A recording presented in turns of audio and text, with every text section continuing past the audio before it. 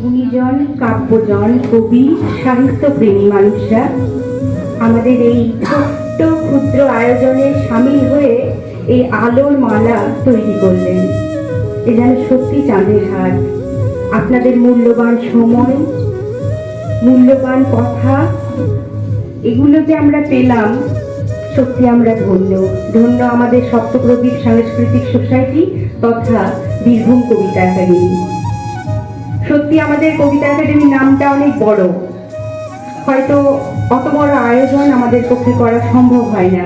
তবু আপনারা অনেক প্রতিকূলতা সত্ত্বেও, অনেকে শারীরিক প্রতিবন্ধকতা, সময়ের অসুবিধা, তবু এসেছেন, ধন্য করেছেন আমাদের সপ্তপ্রদীপ ভবানীপুরের মাটিকে।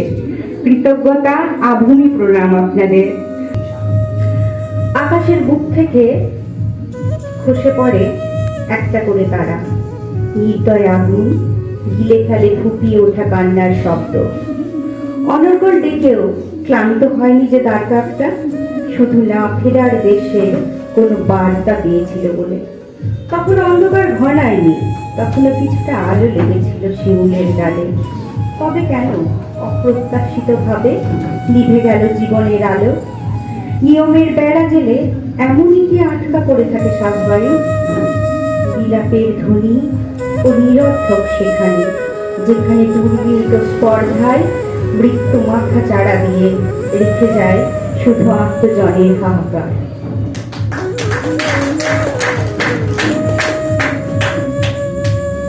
দ্বিতীয় কবিতা, ফাগুনের পড়ন্ত বিকেলে। দক্ষিণের জানালাটা খুলে বসে আছি, দু এক মুঠো রোদ্দুর সোনাঝুরি পাতায় লেগে আছে।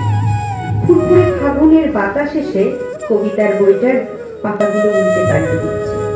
দুটো শালিক ডানা ঝাপটায় ঝেড়ে ফেলে সারাদিনের ক্লান্তির গন্ধ।